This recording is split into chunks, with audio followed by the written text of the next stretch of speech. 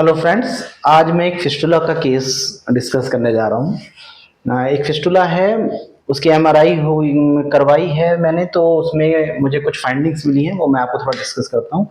उसमें एक लिखा हुआ है कि ये फिस्टुला हॉर्सू शेप फिस्टुला है और एनल वर्ज से 2.3 एनल, ये एनल वर्ज है, इससे 2.3 सेंटीमीटर पे इंटरनल ओपनिंग है और इस केस में कहीं भी एक्सटर्नल ओपनिंग नहीं है। और हॉर्सो फिस्टुला जो है वो पोस्टीरियर साइड में है और इंटरनल ओपनिंग जो है इस केस में 7 o'clock पे इंटरनल ओपनिंग है।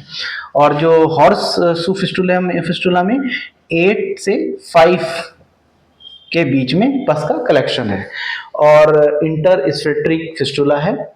पास क्लासिफिकेशन के आधार पर, ये हम पास क्लासिफिकेशन के आधार पे देखें तो ये वाला फिस्टुला है जिसमें दोनों, ये एक्सटर्नल स्फिंक्टर है, ये इंटरनल स्फिंक्टर, इसके बीच से फिस्टुला ट्रैक मतलब पस का कलेक्शन है और एक्सटर्नल ओपनिंग नहीं है।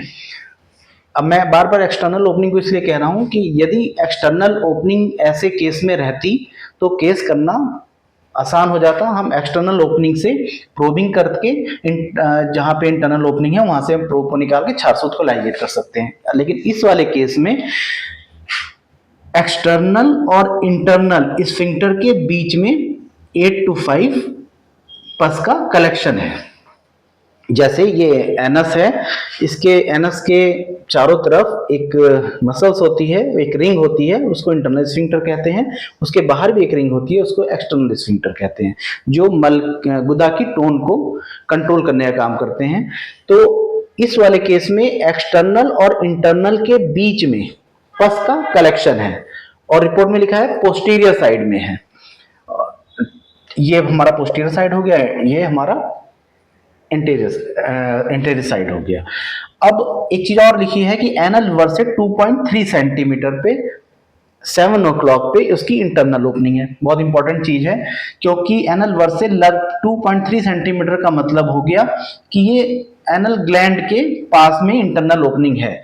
और अगर कहीं क्रिप्ट इन्फेक्टेड होती है या ग्लैंड इन्फेक्टेड होता है तभी ये फिस्टुला बनता है। करीब 70 से 80% फिस्टुला बनने का जो कारण होता है वो एनल ग्लैंड के इन्फेक्शन की वजह से होता है। तो ये एमआरआई से कुछ फाइंडिंग्स मिली। अब इसके आधार पे हम इस केस को कैसे करेंगे। देखिए, एक्सटर्नल ओपनिंग नहीं है, बाहर अभी कोई फोड़ा फुंसी या कोई ऐसा है नहीं जिससे पस का डिस्चार्ज हो रहा हो। पस का जो कलेक्शन है वो इंटरनल स्फिंक्टर और एक्सटर्नल स्फिंक्टर के बीच में पस का कलेक्शन है। इसको हॉर्सो फिस्टुला कहते हैं, जिसमें 6 के इधर भी पस का कलेक्शन हो और इधर भी कलेक्शन होता है। अब इसको बहुत आसानी से छार सूत्र के द्वारा इस फिस्टुला को कैसे ठीक किया जाए उसको मैं थोड़ा समझाने की कोशिश करता हूं। इंटरनल ओपनिंग 7 o'clock पे है, तो पहली चीज, या तो आप इंटरनल ओपनिंग से प्रोबिंग कर लें, इसको रेट्रोग्रेड प्रोबिंग कहते हैं, मतलब इंटरनल ओपनिंग से प्रोबिंग करते हुए लाएं और एक्सटर्नल जहां भी प्रोब निकलती है वहां पे थोड़ा कट करके वहां से छारसूत को लाइगेट कर सकते हैं। पहला तरीका तो ये है। दूसरा तरीका है हम बाहर एक विंडो क्रिएट करें, हम बाहर एक विंडो क्रिएट करें और उस विंडो से हम छारसूत्र लाइगेट करें।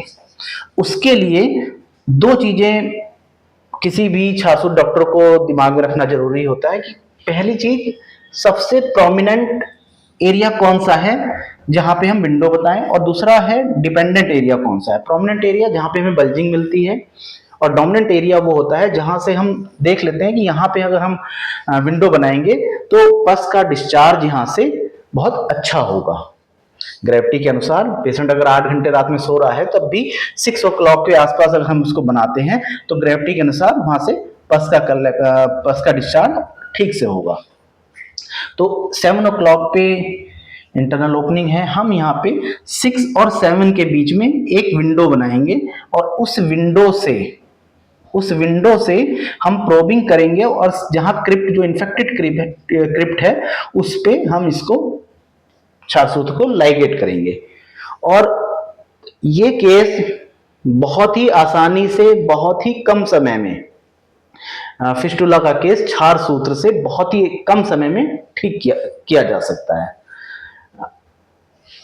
अब इसमें थोड़ा सा मैं और एक चीज समझा दूं कि अगर एक्सटर्नल ओपनिंग नहीं मिलती तो बहुत सारे डॉक्टर सोचते हैं कि इसको करें कि ना करें, क्योंकि एक्सटर्नल ओपनिंग तो है ही नहीं। अगर एक्सटर्नल ओपनिंग नहीं है तो हम प्रोबिंग कहाँ से करेंगे? तो ऐसे केस में हमारी एमआरआई रिपोर्ट जो होती है बड़ी इंपॉर्टेंट होती है, और उस एमआरआई रिपोर्ट के आधार पर हम में बहुत आइडिया लग जाता है कि कितने स्फिंक्टर का इसमें इन्वॉल्वमेंट है। इंटरनल ओपनिंग भी मिल रही है, क्रिप्ट के इन्फेक्शन से फिस्टुला बना हुआ है, और ऐसी जगह हम विंडो बनाएं जहां से ये पस का जो कलेक्शन है ये भी डिस्चार्ज हो जाए और हमारा फिस्टुला ठीक हो जाए। तो ऐसा जो ये थोड़ा टिपिकल केस है इसको हम छारसूत से बहुत आसानी से ठीक कर सकते हैं।